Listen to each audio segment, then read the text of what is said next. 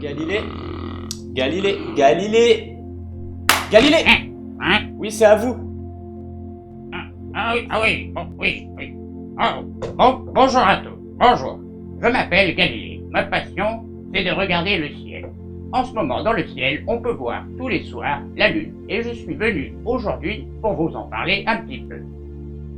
Salut tout le monde, j'espère que vous allez bien. Je vous ai préparé une petite vidéo sur la Lune. J'ai mis le chapeau, j'ai invité Galilée. Et pendant la vidéo, je vais vous poser 5 questions. À chaque fois, je vous donne le nombre de points que vous gagnez si vous répondez correctement. Et la note finale est sur 20, parce que je sais que l'école vous manque.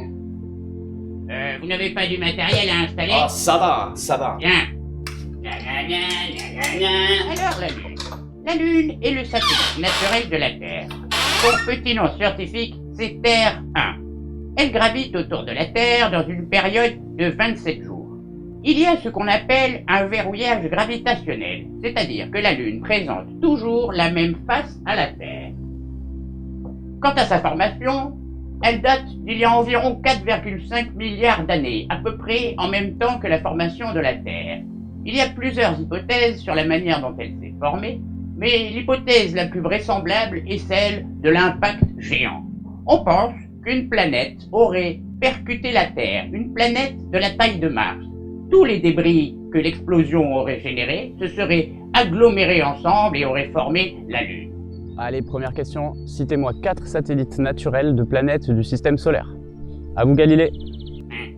Bien. Parlons maintenant de la taille de la Lune. La Lune fait environ 3400 km.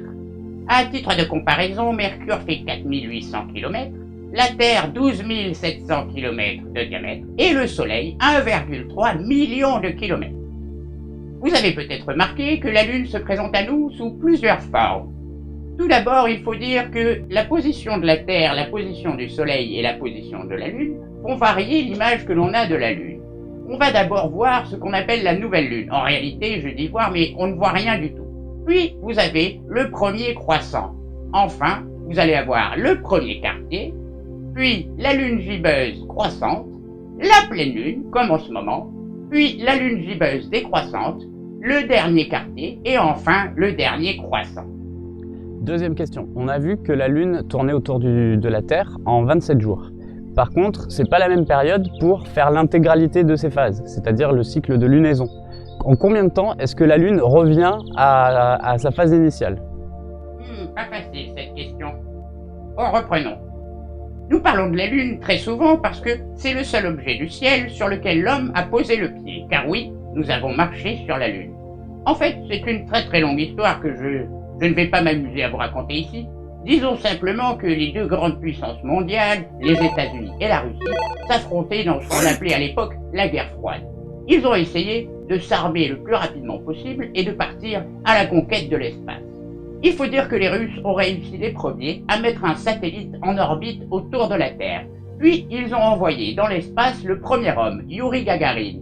Mais ce sont les Américains qui ont finalement gagné ce combat en posant les premiers le pied sur la Lune en 1969.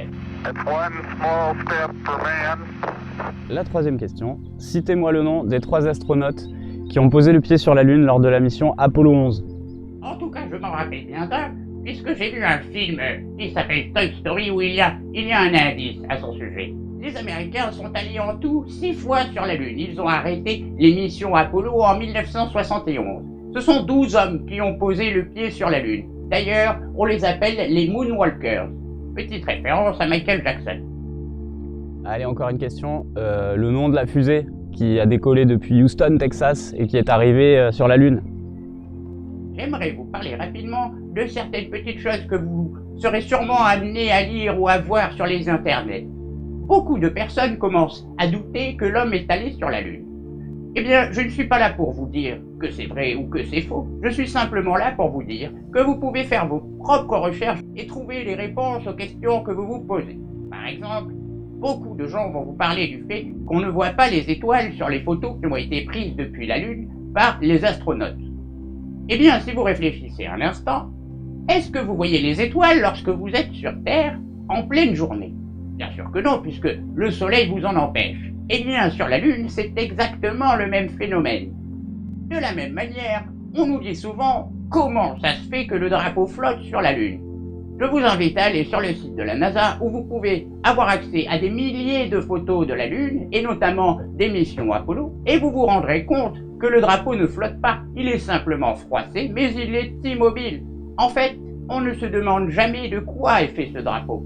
Ce n'est pas du vulgaire tissu, c'est une maille un peu métallique qui ma foi, empêche de toute façon qu'il bouge avec le vent. En même temps, il n'y a pas de vent sur la Lune, Galilée. Pour finir, j'aimerais vous parler d'une petite expérience qui a été réalisée durant 3 missions Apollo. Il s'agit de la mission Apollo 11, Apollo 14 et Apollo 15. Vous avez sûrement tous des vélos. Eh bien, sur ces vélos, vous avez remarqué, sur les roues, parfois vous avez des petits boîtiers orange. Ces boîtiers orange, on appelle cela des catadioptres.